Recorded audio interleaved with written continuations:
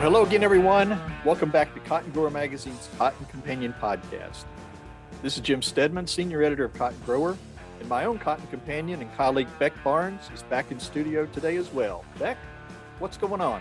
Yeah. Well, hey, Jim, I am back. I'm back in the studio. I'm back in the office at large. As you know, I had went up to the National Agri-Marketing Association conference in Kansas City 2.5, 3 weeks ago, and came back home with the novel coronavirus for my first time, knock on wood, in 2 years of it. So, but back feeling good now and healthy. It wasn't too bad. And anyhow, I had some time to catch up on my reading, see what's going on out there in the cotton world during my sick time off. And anyhow, couldn't help but notice all the changing. I think the USDA planted acreage projections came out. USDA prospective plantings report came out during that time, and interesting stuff. I mean, I saw finally this fertilizer situation that's happening geopolitically across the world kind of hit home when you saw that USDA was predicting drawing back corn acres, and as you know, especially here in the Mid-South, that's zero sum with soybeans and cotton. So both of those crops picked up acres, particularly cotton. I think in the Mid-South is going to pick up quite a few more acres, and it's just interesting. That's a great development if you're the business director of Cotton Grower Magazine. It was a welcome development, in my opinion, because the more acres, the better. It's a sign of a healthy industry, especially with prices, cotton prices doing what they're doing now.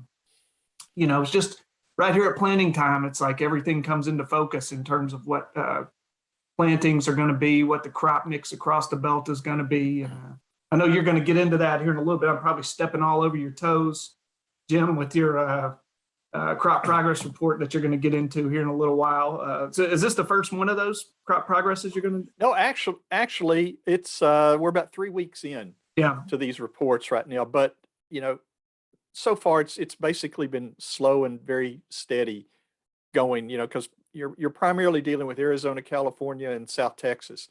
At this point, in terms of getting planted, and obviously USDA released their latest report yesterday afternoon, and we're going to look at those numbers here in just a few minutes. Yeah. All right. Yeah. I can't wait to hear more about that. But I do want to stop us before we go any further, Jim. The good folks over at First Fire Safety, our buddy Steve Monaco, they are one of our monthly sponsors, and they have a message they'd like to share with our farming audience right now.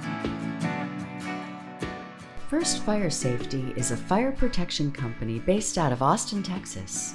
We have developed a foam fire suppression system specifically designed to protect the John Deere round bale cotton harvester. We install this system and train operators all over the world. Be fire ready with a First Fire Safety fire suppression system. Call today for more information and pricing. 512-777-1555.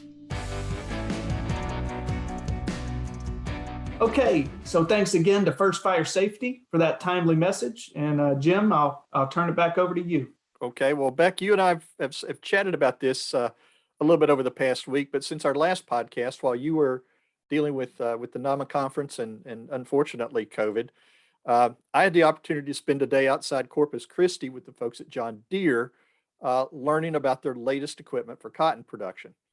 Now, it was a day of impressive machinery, and discussions with people who helped develop, design, engineer, and market this new product line of equipment.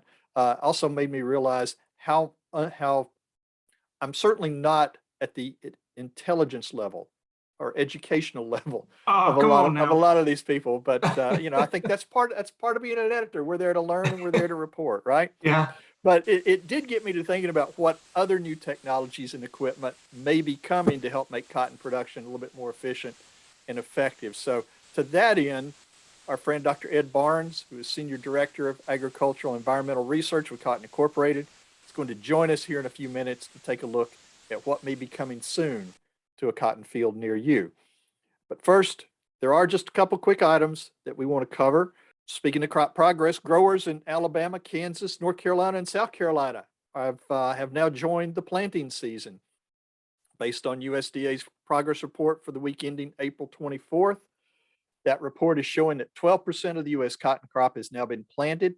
It's up 2 percentage points in the past week and is actually 1 percentage point ahead of the 5-year average for this date. The vast majority of progress remains in Arizona, California, and the southern parts of Texas.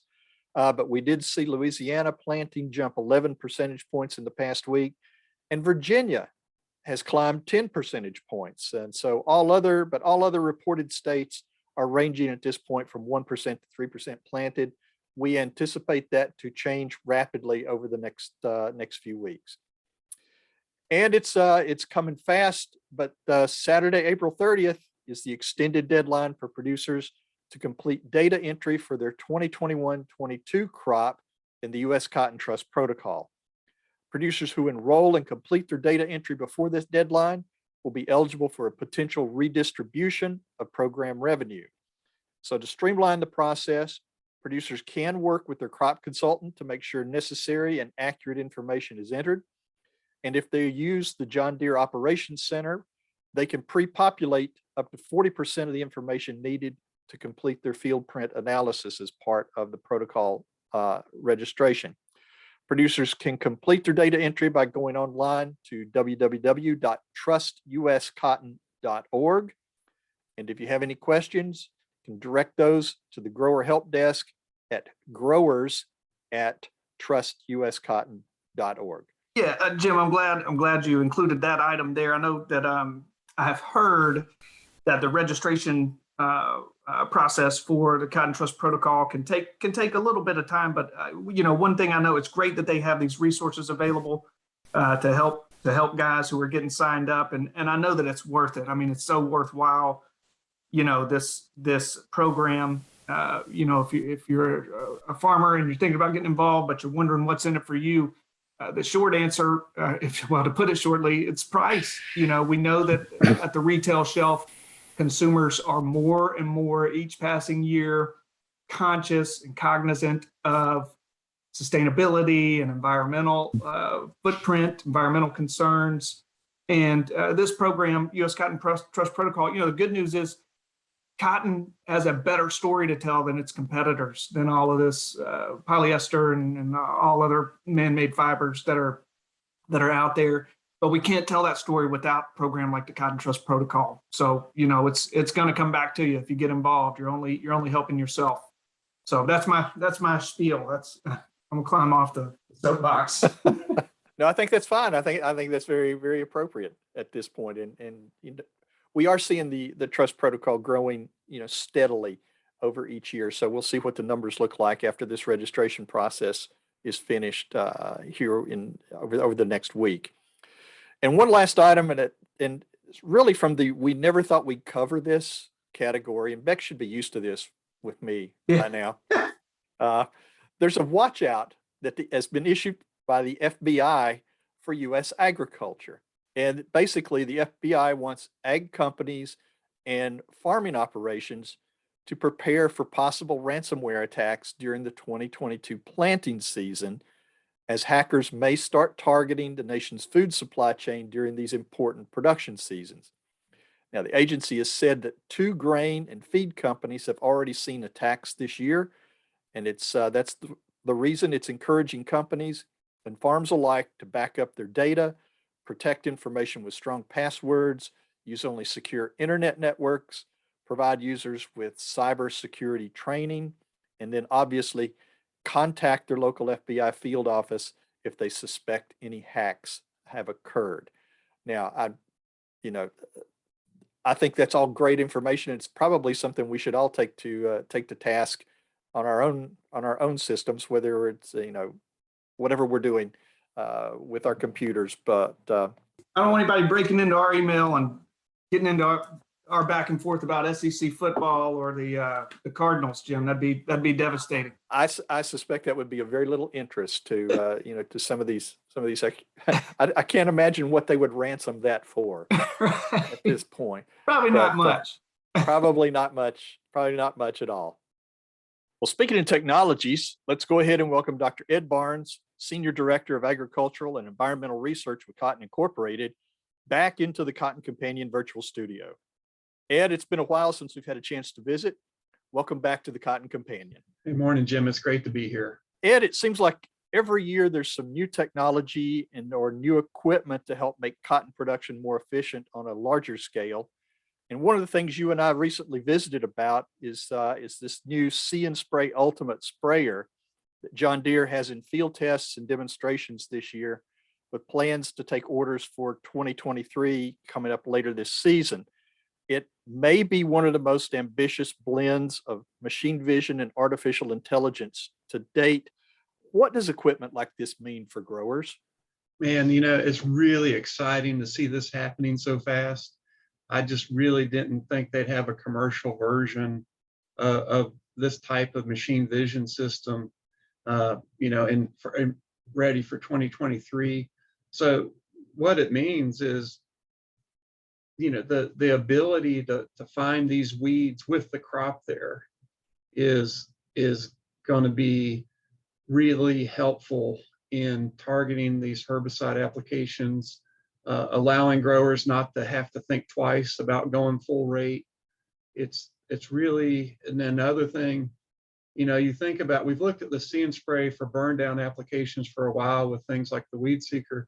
One of the benefits is less number of refills. If you're putting out less material, you've got to stop to refill less. And so it's just really exciting to see this coming into production. Well, not only are we looking at these new sprayer technologies, but planting technology also continues to evolve with, seems like with bigger, faster, and more accurate units. Almost like there's something new nearly every year. What's going on with that? Yeah, no, the planter technology, it's out there now, and it's really one of the things we're still working on. We've got several projects that Cotton Incorporated is funding to try to, get the most value out of the new settings on these planters, the ability to quickly adjust depth, the really precision control on the downforce. And so we've got some projects in Georgia, Oklahoma, and Arizona right now, really looking at how to take advantage of those machine settings. And so there's, we've had a lot of concerns the last couple of years over seed quality, planting seed quality, and getting good emergence. And cotton, has always had a challenge in getting out of the ground. And so these new controls I think are going to bring a new level of precision planting, and I think reducing the times that we end up with a replant situation, just because we could control for some non-optimal conditions. When you sit back and look at some of the environmental conditions we've had for the last 2 years at planting time, whether it's either been too wet, too cold, and you feel like that planting window is closing on it, these allow growers to get out and basically get a crop in pretty quickly. Yes. Oh, yeah.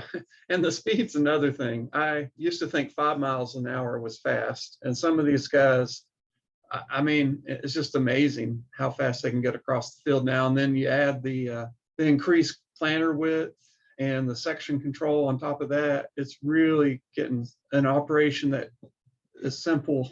Well, nothing's ever simple, but as basic as planting is really benefiting from a lot of great technologies. Well, I did. One of the other technologies that I saw during a recent John Deere event was they were talking about electrostatic transmission for some of their newer tractors that would not only power the tractors, but would also generate electricity that would power then planters and other implements. So in essence, we might be losing, looks like we're losing PTO system, which I don't think a lot of growers would complain too much about. I don't know that we're going to see electric or battery powered equipment in the near future, but you've got to know it's coming. So what are you kind of hearing or seeing along this front? Yeah, there is a company, the name just escaped me, but that that is offering an electric tractor for orchards out in California, and I think they have an 8-hour runtime. So, but in the short term, yeah, we are challenged by battery capacity, by the ability to to do fast changes. But in the future, you can think, one of the things is just think about reliability. When you go to an electric motor, you don't have as many moving parts, and just I think they're going to the reliability of the equipment's going to increase. And another thing, like you said, eliminating that PTO and thinking of plug and play implements. We've got the ISO bus already. We're starting to see the advantages of that. And now when you have an electric implement, I'm just, I can't even imagine all the possibilities that's going to bring to, individually controlled planning row units, even more sophistication in sprayer controls. It's exciting to think what those possibilities are. Yeah, but Ed, I know we're jumping all over the place trying to get an idea of what all else is out there. But I know this conversation started, we were talking about this machine vision and kind of the See and Spray technology that Jim was able to see a demo on here recently. And, that's something that's becoming a regular feature on new equipment, including autonomous tractors. I mean, See and Spray, Ed, and I know you've been paying attention for longer than I have, but it's just exciting to me because I can remember being down at Sunbelt Expo 10, 12 years ago and getting, some of the companies bringing this along for the first time. And it was like alien technology back then. And now, and it wasn't just Blue River. I mean, there've been a couple of companies who have been working with this technology. And now it's coming standard feature, on these new tractors that are out there. So, are there any other types of kind of research projects that you're aware of that are out there that are utilizing that level of machine vision and AI? And how far out are they from commercialization, do you think? Well, I'll start with one that comes to mind right away that's really commercialized and being refined. And this is kind of a non-traditional use, but for plastic detection in the cotton gin. If you think about, we worked along with Vicki Martin in our fiber competition and Matthew Pelletier out at the Lubbock Gin Lab. They did proof of concept on the ability to use machine vision to see plastic on the feeder apron of the gin stand, and Lummus has taken that technology and working to make it more commercially available. And so that's a very simple form of machine vision that's relying currently largely on color, but they're looking at now with these processors being more affordable and faster. That's something nice. They're getting faster and cheaper. We're going to be able to do more sophisticated things, even at the gin stand, looking at texture and shape. So that's one. But if we move back to the field, what I find really fascinating is you look at John Deere, released their first autonomous tractor this year, and it's got 6 cameras on it, I believe, 4 in the front and 2 in the back. And I'm pretty certain right now that's just, for collision detection and making sure they don't run anybody over. But when you start thinking all these cameras and then all these See and Spray cameras, yeah, they're looking for weeds right now, but what else could they be looking for? And, I just see that coming. They can be scouting for disease. And I talked to our entomologist, Ryan Kurtz, that's going to be a tougher one, but you think if you had one of those cameras looking under the canopy now, suddenly we could be scouting for insects. So I think that's what's really exciting is every time you take a trip through the field, it's a scouting operation for, and I see this coming in less than 5 years for sure, right? You look at how fast the See and Spray for weeds came. I think, disease and insects aren't that far behind. Now, I know, Ed, in some of our past conversations, we talked about robotics, and it certainly seems like the number of studies and projects that are out there to help bring robotics to the cotton field and to other crops almost seems to be growing exponentially every year. And maybe part of it, a recognition of it is that the World FIRA, I guess that's FIRA conference, which is a global event for ag robotics, has announced that its 2022 event is going to be in Fresno, California this October. It's usually been somewhere in Europe, usually France, I believe. What types of things would you expect to see and hear about at this conference? How do you think it's going to compare to some of the US-based research And I guess the big question, are you planning to go? Yeah, I'm really actually looking forward to that one.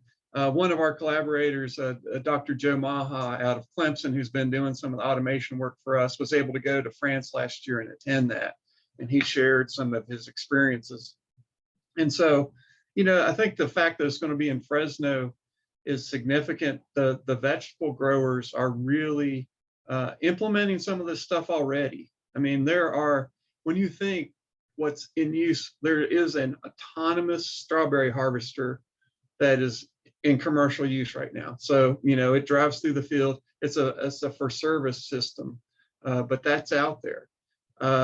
And it competes with with labor. It's cost competitive with bringing a bunch of people out there to handpick strawberries. We've seen that in lettuce thinning. We're seeing it in the grape industry. They now have autonomous carts that can service the workers. The workers are still pulling the grapes, but then these autonomous carts are carrying the grapes to where they need to go in the field. And then, a final one that's really exciting. Our chairman of our incoming chairman of our board of directors is James Johnson out of New Mexico, and he's had experience with carbon robotics. It's an autonomous system that controls weeds with lasers. I mean, that sounds so crazy and futuristic, but they actually have a commercial version that he's trying to implement in some of his vegetable systems. So it's just, when we started talking about this 5 years ago, and rightly so, some of my board members thought we were maybe a little bit out there. And now you look, this stuff is hitting the farm today. Yeah, it's amazing how quickly it's come upon us. So I guess my only other question would be, do you have any final bold predictions for this season? Oh, for this season, you see, now that I'm accountable, if I give any predictions for this season. No, I think that the things that are coming right now is the planter technology, the weed technology are definitely solid in there, and they're going to be in use this year. The other thing on the harvester side, when we look at cotton harvest, I really see we're making progress in automating some of the data flow during the harvest process using the RFID system. We're starting to see more gens take up that technology. Still a pretty small number, but the ones that are using it are finding value in getting rid of the paper tags and being able to provide almost real-time feedback to their customers on where their cotton is and what is its status on the gin yard. Okay, sounds good. Well, and with that, Ed, I'm going to say thanks for joining us again today. It's always fascinating to visit and see what's coming next, as well as take a look at some of the level of ingenuity that's coming from companies and universities and even from farm shops across the Cotton Belt. So again, appreciate your time. It's interesting stuff. Yeah, I'm like sitting here fired up after. I'm ready to get back out to these, see some of this stuff on demo and field days. Ed, you got me excited about it. I'm picturing the Arnold Schwarzenegger Terminator AI stuff out here looking for bugs and weeds with lasers, and man, I'm fired up. It's good combo. Thank you. Yeah, it is. It's definitely a really exciting time. I'm working closely with our agronomist, Dr. Galen Morgan, on expanding the See & Spray. The next thing I see coming is beyond just crop versus weed, is starting to look at weed species, and and where that obviously is going to come into play is if you right now in the short term, and if you look at, I don't know, I have no idea if this is what John Deere is thinking, but their system has 2 tanks. You do have the ability now to say, if that weed's not resistant to glyphosate, let's use glyphosate. It's the cheapest option. If it is resistant, then we use our more expensive chemistries. And then, you think about as we move into where there's weeds that no herbicide's going to control, and this is something Galen's working on, looking at, if it can be killed with the herbicide, we spray it. If it can't be killed, we either deploy a precision tine or a laser, so there's a way that we can combo of this technology too. So it's going to be, the possibilities again are really pretty vast. Wow. Amazing. Ed, thank you. Appreciate I'm glad we got that last little comments in. That I think that sets us well for this episode and for some of the things that people will be thinking about as we head to the field this year. Hey, thanks again. Really always enjoy talking to you guys. Thank you. Hey, appreciate it. And that's it for this episode of the Cotton Companion podcast. Special thanks to Dr. Ed Barnes with Cotton Incorporated for his futuristic look at cotton production. Thanks to First Fire Safety for sponsoring this episode. And as always, thanks to you, dear listeners, for joining us.